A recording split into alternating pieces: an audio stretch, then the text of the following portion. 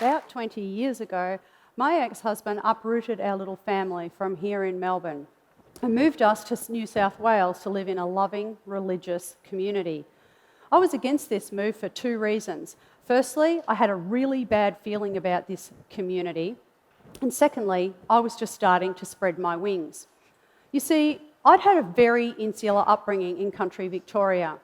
My mother had homeschooled my siblings and I, and we had no television or any other media with which to tell us about the outside world. Before I knew it, 8 years had passed, and I'd had 4 more children. Now I had 8. 8 years, I realised that I had sacrificed my whole life to an abusive husband and a controlling cult leader who had indoctrinated the whole group and used his power to abuse young girls. It was 8 years of fearing the end of the world, preparing for it, and raising children in between. For me, life didn't seem to be normal because people in the outside world, people like you, weren't hoarding food, water, clothing for the end of the world.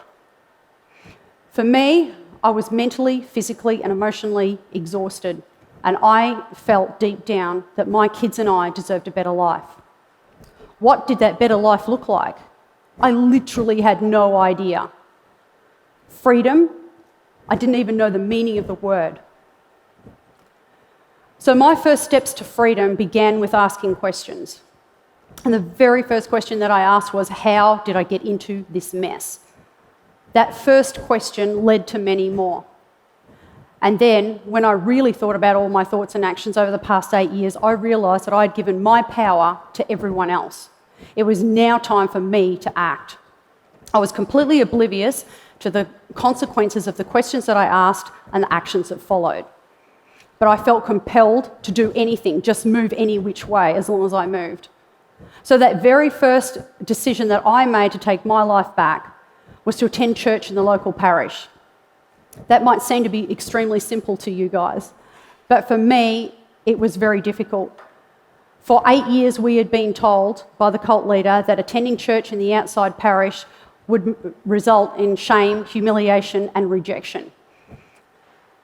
I fought against that fear, and I decided to put that theory to the test. So one Sunday, against the wishes of my husband and the cult leader, I decided to take my kids and I off to church. Now, this was really scary. It was one thing to be brave in there and be against them, but then once I'm in the car driving, I was really scared. So in order to avoid any attention, I huddled in the back seat of the church with a scarf over my head and my kids all beside me.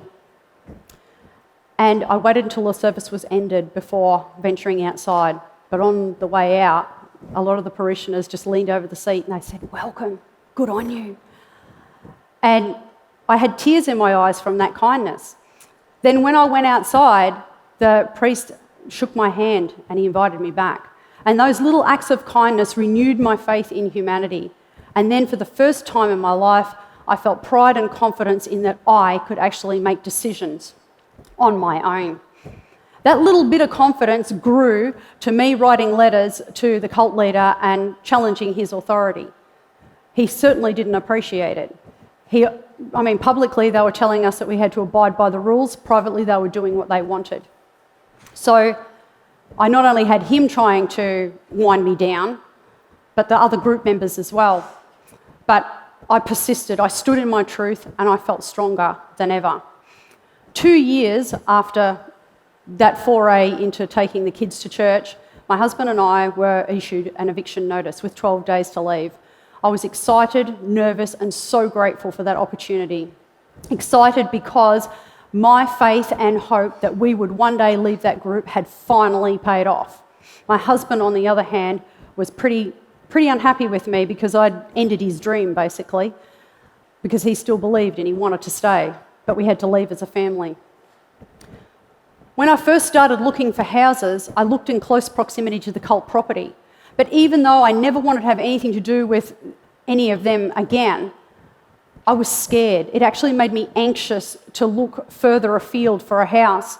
And years later, I came to understand that the cult had manipulated us into the boundaries. We were accustomed to our comfort zone, and the boundaries became more than the barbed wire fences. They were mental and emotional too. We were used to living small and fearing change, and it made it that much harder to be able to move away from what I knew. So the desire to change and the courage to change it were two very different things. However, I worked up my courage and I moved to a rental house on the other side of town with my kids. Those early days, though, were really terrifying and confusing in this world. Like, I remember the first time that I had to fill out a form and I had no idea what it was asking me. I actually photocopied my ATM card as proof of having a bank account, and then I was so embarrassed when I discovered they're actually asking for the statement. So I felt really lost, and no wonder, because for 30 years I had been taught, what to think, what to say, how to dress, how to act, and it was really difficult for me. But for the first time in my life, this time was my own. Now, a lifetime of indoctrination takes years to unravel, and many attempts to actually break that cycle, and many people don't ever reach that level of peace that they're looking for. For me, when I first moved from the cult, I was so angry and resentful because I felt like my life was over already. I had all of these kids. I'd never had an opportunity to live life. I'd never had an opportunity to explore my beliefs, find out who I was, what I liked, didn't like, and what I wanted to do with my life. But the thing was, I couldn't sit in that because my determination to make the world a better place for my kids propelled me forward. So I literally started where I was. I started by exploring fashion, reading books, talking to people. It was my kids that pushed me forward. And so...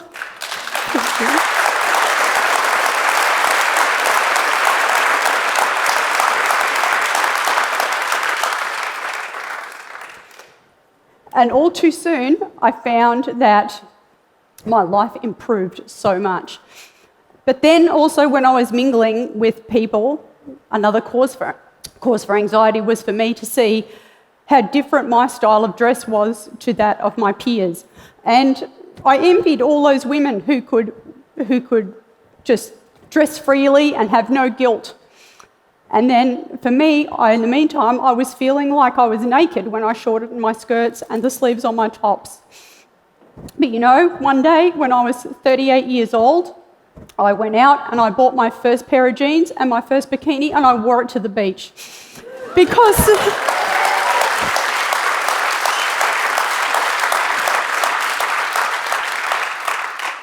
Because for me, it was more important for me to be the best example to my 5 daughters so that they could learn to live freely and independently without that weight of guilt that I had been burdened with. So slowly, my life has come together, and with each step, I grew in confidence. And I signed up to my biggest challenge just 4 weeks ago, to be honest. I signed up for uni.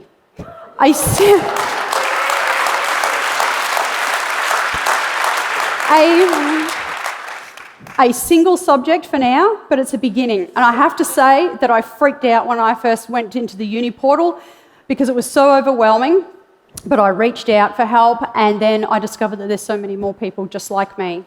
And in those 12 years since that eviction, my life has completely surpassed my comfort zone. So from barbed wire fences to travelling the world, I did one TEDx talk at Norwich in England last year. From being too shy to speak and sharing my story to the TEDx stage, and exiting a loveless marriage to find romance with an Englishman. And for me, the lessons that I've learned have been these. You need to have a great curiosity of your great unknown. Explore your possibilities, push your boundaries, ask yourself, how do I want to live my life? What legacy do I want to leave? And keep asking why. Just because something's been done a certain way for however many years doesn't mean it needs to keep being done that way. I've found great freedom in why. So be excited for the change and let the magic unfold. Thank you.